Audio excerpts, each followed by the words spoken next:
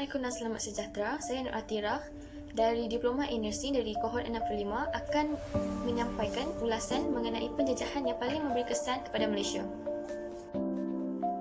Malaysia pada asalnya bermula daripada Kesultanan Melayu Melaka, kemudian berubah menjadi Tanah Melayu yang telah dijajah, dan ianya bermula daripada kejatuhan Kesultanan Melayu Melaka ke tangan Portugis pada tahun 1511, kemudian Belanda pada tahun 1641 dan British pada tahun 1824 dan Jepun pada tahun 1942. Antara kuasa asing yang paling memberi kesan kepada negara Malaysia adalah penjajahan British pada tahun 1824. Kesan-kesannya dapat kita lihat dari 4 segi, iaitu segi politik, ekonomi, sosial dan juga agama. Baiklah, sekarang saya akan bercerita mengenai dari segi politik dahulu. Dari segi politik, British telah mengubah perubahan struktur politik dari feudalism kepada sistem demokrasi berparlimen. Sistem feudalism adalah pemerintahan di mana raja ataupun sultan berkuasa mutlak. Manakala sistem demokrasi berparlimen pula adalah rakyat melibatkan diri dalam sistem pemerintahan negara, manakala Raja-Raja Melayu pula menjadi lambang taat setia rakyat dengan Seri Paduka Baginda yang di-Pertuan Agong sebagai ketua negara. Kuasa ataupun tanggungjawab dalam meluluskan undang-undang persekutuan, membuat pindaan, memeriksa dasar-dasar kerajaan, meluluskan perbelanjaan cukai dan juga meluluskan hasil-hasil cukai yang baru terletak pada parlimen, iaitu badan perundangan bagi kerajaan persekutuan.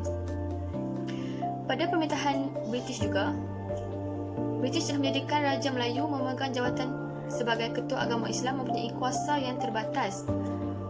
Disebabkan oleh itu, orang-orang Melayu telah bersatu padu dari setiap pelosok negeri dan membentuk persatuan-persatuan yang bercorak kenegerian untuk memerdekakan tanah Melayu, dan ianya kekal sehingga masa kini.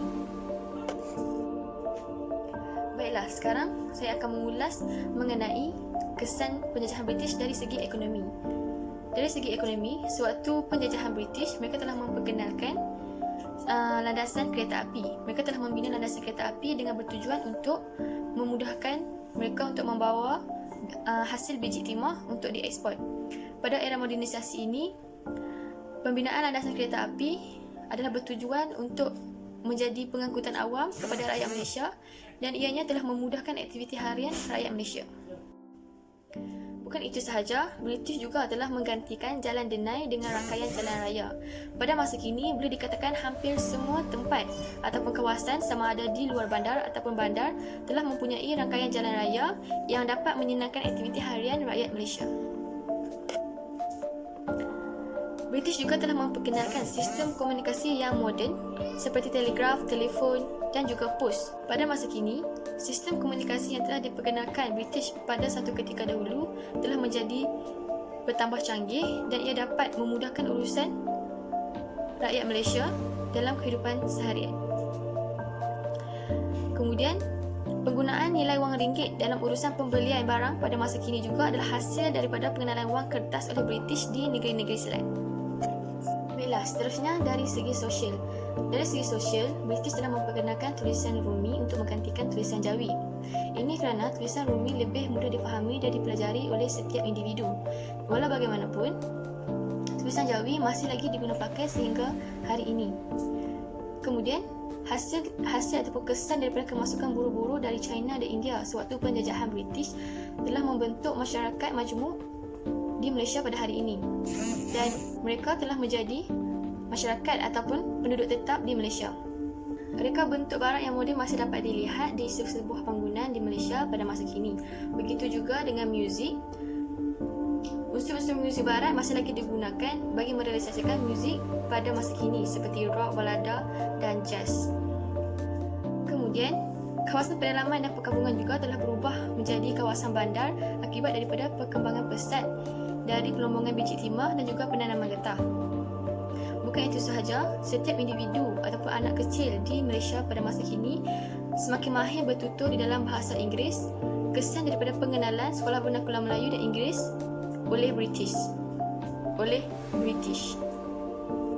Akhir sekali, saya akan menerangkan mengenai kesan dari segi agama. Dari segi agama, pihak British telah memperkenalkan sistem pentadbiran vernakular di mana negara-negara sekular tidak mempunyai agama rasmi. Ianya tidak seperti Malaysia pada hari ini, di mana agama rasmi pada hari ini adalah agama Islam. Akhir sekali, kesan daripada kemasukan buruh dari China dan juga India telah menyebabkan berlakunya penyebaran agama-agama lain di tanah Melayu, dan dari situ mereka telah membina rumah-rumah ibadat mengikut agama masing-masing. Pada hari ini, walaupun agama rasmi bagi Malaysia adalah agama Islam, tetapi penganut agama lain bebas untuk melakukan ibadat mengikut agama mereka sendiri. Kesimpulannya, setiap kuasa yang menjajah negara ini memberikan impak masing-masing. Namun begitu, British yang merupakan kuasa luar yang menjajah negara ini sebanyak 2 kali telah memberikan banyak kesan dari segi politik, ekonomi, sosial dan juga agama. Kesan daripada penjajahan ini juga telah berjaya membentuk sikap anti penjajah, masyarakat yang bersatu padu, perpaduan kaum dan juga kemajuan dari segi pembangunan di Malaysia. Itu sahaja daripada saya. Sekian, terima kasih.